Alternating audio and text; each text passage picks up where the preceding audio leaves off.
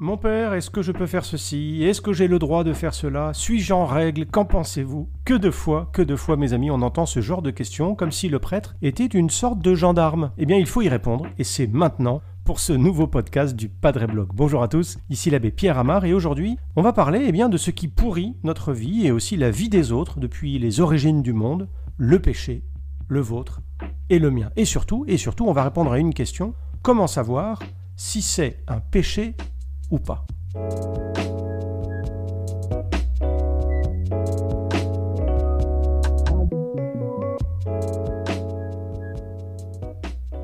Évidemment, vous pensez peut-être comme moi au film La vérité si vivement. Vous savez, bon d'accord, c'est pas un monument du cinéma, mais il y a cette scène assez hilarante, je trouve. Vous vous en souvenez peut-être, de cette mère juive qui reprend son fils parce qu'il se tient très mal à table au repas du Shabbat. Elle lui dit entre autres, avec son accent typique, parce qu'il joue avec la nourriture, et elle lui dit: Simon, arrête de faire des boulettes. C'est péché. C'est péché. Mais c'est quoi un péché, mes amis? Si nous sommes aussi nombreux à nous poser la question, c'est, il me semble, pour plein de raisons différentes. Peut-être, soyons honnêtes, pour nous dédouaner, pour nous trouver des excuses. Après tout, même dans les tribunaux, au cours d'un procès, on finit par trouver ce qu'on appelle des circonstances atténuantes. Mais c'est vrai que parfois, c'est pas très clair. Alors, commençons par une question facile. Qu'est-ce qu'un péché?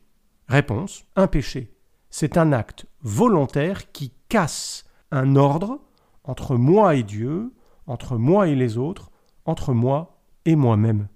Il faut vraiment, je pense, retenir ça. C'est un acte humain désordonné. Désordonné parce que j'ai choisi quelque chose de mal pour moi. Désordonné parce que mon intention était mauvaise, et tout cela se combine en plus avec les circonstances de mon acte qui peuvent, en plus, l'aggraver. Toutes ces distinctions, elles doivent beaucoup au travail de saint Thomas d'Aquin, l'immense théologien de l'Église du Moyen-Âge. Prenons quelques exemples.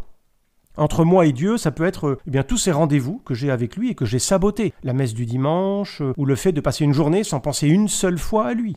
Entre moi et les autres, ça peut être la calomnie ou le vol. Et puis, entre moi et moi-même, ça peut être l'orgueil ou l'égoïsme. D'une certaine façon, on pourrait dire bien sûr que tous les péchés sont commis contre Dieu, puisqu'il est le bien suprême, il est l'amour suprême. En fait, quand je fais un péché, je me trompe volontairement de cible. Au lieu de viser le bien, de choisir le bien, ce bien pour lequel je suis fait, pour lequel je suis ordonné, je préfère choisir le mal. En gros, c'est mal, je le sais, et je le fais quand même. Il faut vraiment retenir cette notion. Il y a quelque chose de volontaire. On ne fait pas un péché par hasard, ou bien dans son sommeil, ou alors, c'est pas un péché. Allez, deuxième question maintenant. Y a-t-il différentes sortes de péchés?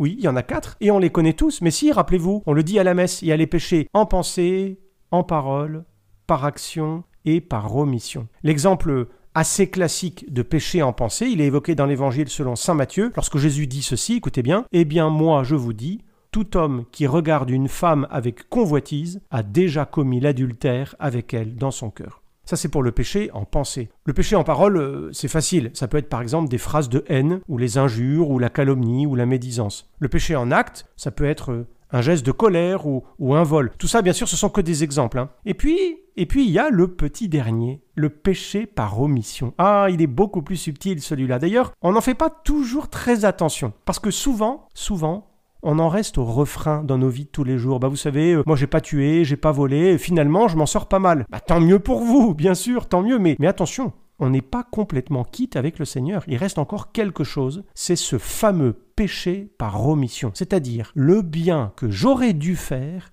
et que je n'ai pas fait. Vous savez, ce sourire, ce service, cette attention, cette décision qu'on attendait de moi, que Dieu ou les autres attendaient de moi et que j'ai décidé de ne pas faire. Pourquoi ? Peut-être par paresse, peut-être par peur ou par égoïsme ou les trois à la fois. C'est important, il me semble, de parler de ça parce qu'on croit qu'être un bon chrétien, être un honnête homme ou une honnête femme, c'est juste se garder du mal. Mais en fait, non. C'est aussi de faire le bien, de commettre le bien.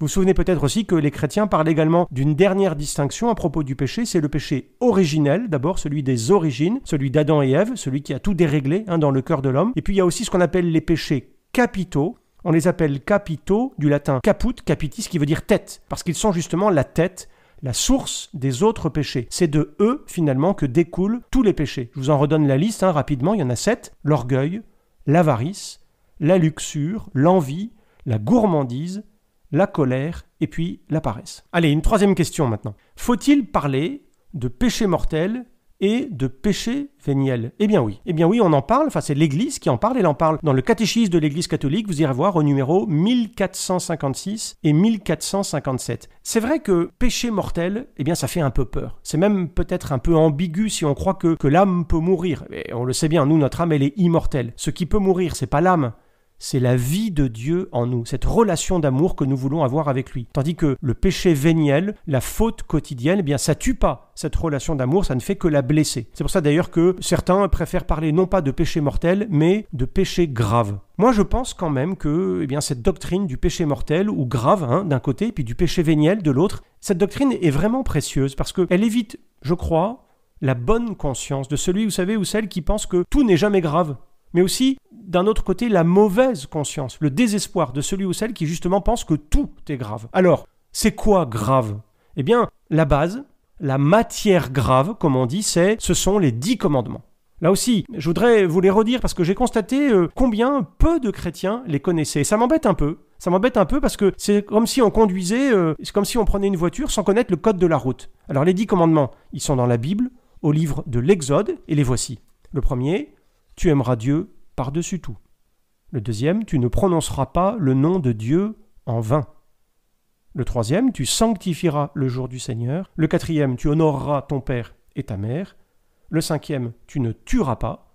Le sixième, tu ne commettras pas d'actes impurs. Le septième, ensuite, tu ne voleras pas. Le huitième, tu ne mentiras pas. Le neuvième, tu ne te laisseras pas aller à des pensées ou des désirs impurs. Puis enfin le dernier, 10e, tu ne convoiteras pas injustement le bien des autres. Il me semble que un simple travail de la conscience en nous-mêmes devrait déjà nous révéler que tout ça c'est mal. Tout le monde sait que tuer, voler, mentir c'est mal. La conscience, vous savez, c'est cette part de l'intelligence qui nous dit le bien à faire et le mal à éviter. On sait tous que c'est mal. La preuve c'est que on se cache pour le faire. On a bien conscience que c'est mal.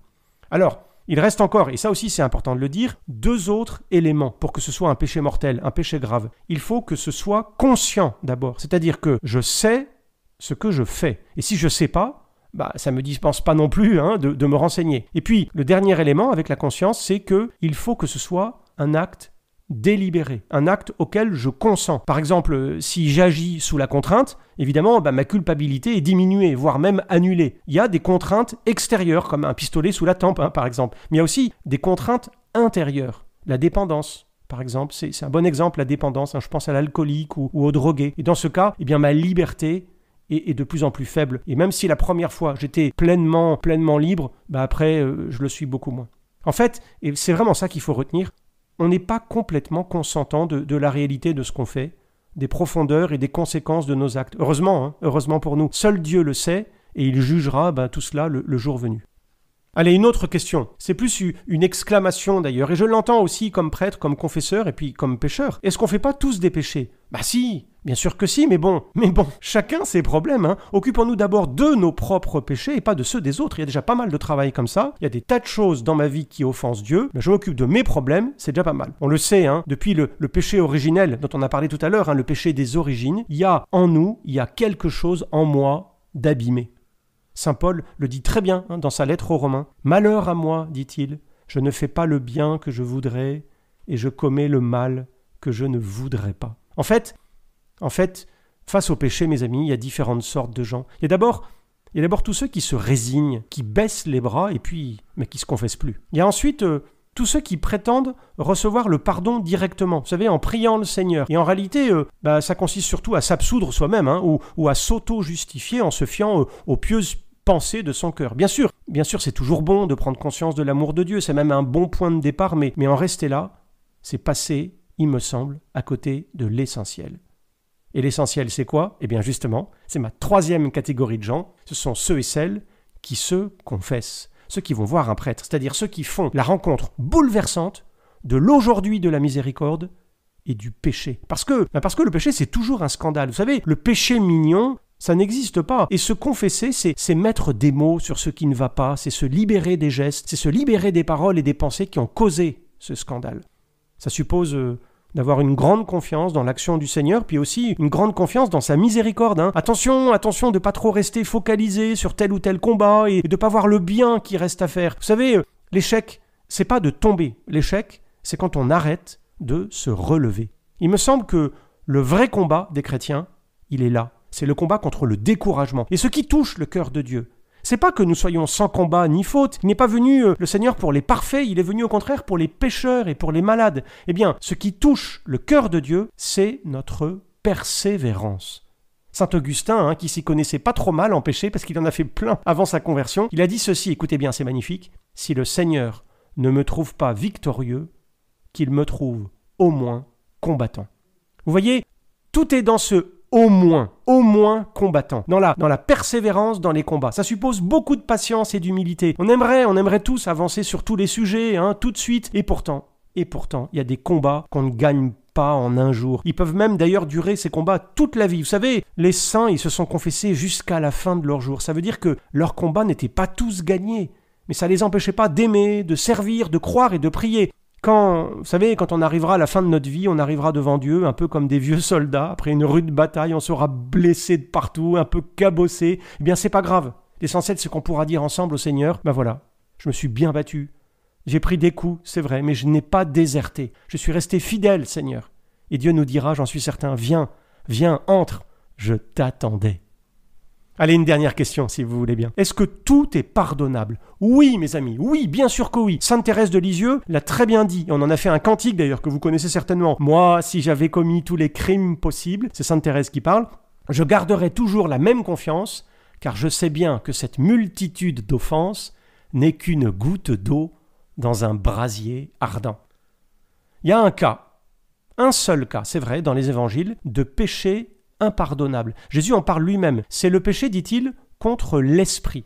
C'est assez facile à comprendre. C'est le péché de tous ceux qui refusent de reconnaître à Dieu sa puissance de vie, sa puissance de résurrection et de pardon, sa puissance d'amour, si vous voulez. C'est ceux qui ne veulent pas de Dieu. Alors Dieu les force pas. C'est comme si on pensait qu'une source d'eau vive là, qui coule devant nous est empoisonnée. On a le droit de le penser et de ne pas y toucher. Mais dans ce cas, eh bien, on meurt de soif, tout simplement. Voilà mes amis, merci beaucoup d'avoir écouté ce podcast. Merci surtout d'avoir compris que Dieu aime les pécheurs, mais qu'il n'aime pas le péché. Continuez à nous poser vos questions sur les réseaux sociaux. Abonnez-vous pour ne surtout pas manquer nos prochains contenus. Et moi, je vous dis à bientôt.